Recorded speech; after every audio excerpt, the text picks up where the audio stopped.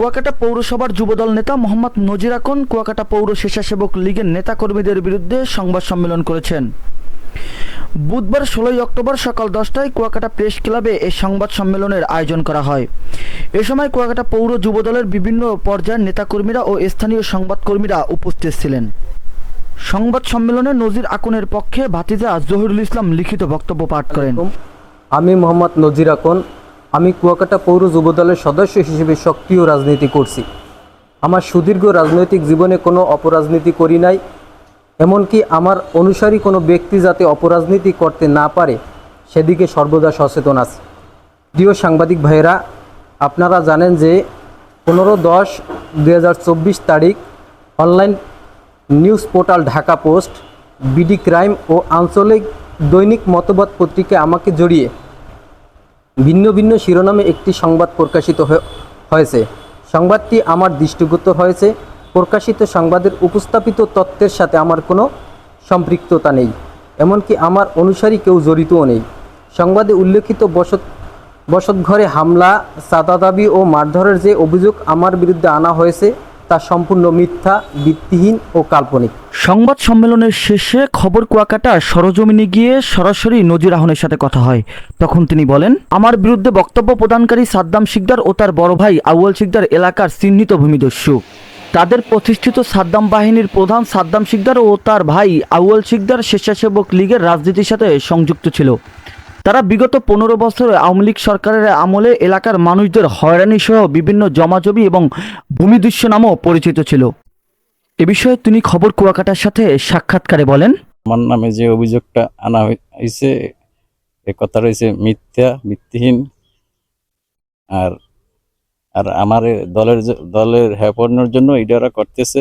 এই এলাকার লোকজনের ভালো মন্দ আমি দেখি, এই জন্য এই দলের প্রভাবটা আর বিগত 15 বছরে খাটাইছে, এখনো খাটাইতে চায়। নিউজগুলো আমাকে না জানাই করা হয়েছে, এগুলো আমি জানি না। আমি সাংবাদিক সম্মেলন করেছি, তার ন্যায্য বিচার চাই এবং আগেও আমি জনগণের পাশে ছিলাম। এখন এলাকাবাসী ক্ষিপ্ত হয়ে খবর কুয়াকাটাকে জানান, আউয়াল শিকদার রাজনৈতিক প্রভাব খাটিয়ে এলাকাকে লুটে খেয়েছে এবং অল্প টাকার বিনিময়ে অসহায় মানুষের কাছ থেকে কোটি টাকার সম্পত্তি কিনে নিয়ে বিত্তমানদের কাছে বিক্রি করত। তারই প্রভাব খাটিয়ে তার ভাই সাদ্দাম শিকদার এলাকার মানুষকে খুব হয়রানি করত এবং এলাকার মানুষদের মেরে ফেলার হুমকিও দিয়েছে।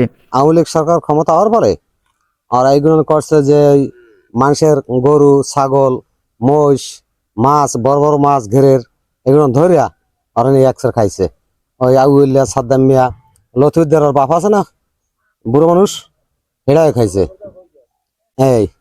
তারপরে এই যে মাওলানা আছে, মাওলানা রোগ মাওলানা, আর ছাগল খাইছে 2টা, আমার খাইছে 3টা, লিটন মোল্লা আছে আর খাইছে 1টা, হামেদ গাজের গরু খাইছে 1টা। এগুলো সব নিয়ে ওরা খাইছে। বিচার চাইছে, বিচার চাইলে বিচার করবে কেটা? ওরা বিচার চাইছে আর আমার মারছে। অগো পূর্ব মানে এদেশে কইয়ে লাভ নেই, ওরা এদেশে সব জায়গা জমি সব অগো, এরকম গরিব মানুষের কোনো স্থান আছে না।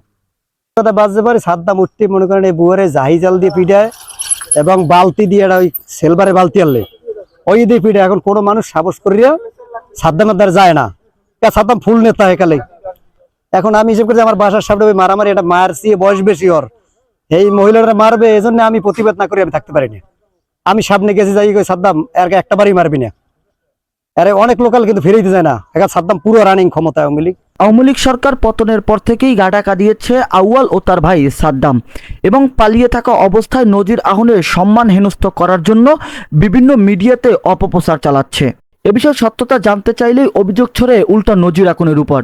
তিনি বলেন, তারা আমার পরিবারের সদস্যদের সাথে অন্যায় অবিচার করছে এবং তার কারণেই আমরা পালিয়ে রয়েছি। তবে প্রকাশিত বিভিন্ন শিরোনামে নিউজ প্রচারের বিষয় জানতে চাইলে সাদ্দাম কোনো উত্তর দেননি। জাহিদুল ইসলাম জাহিদ, খবর কুয়াকাটা।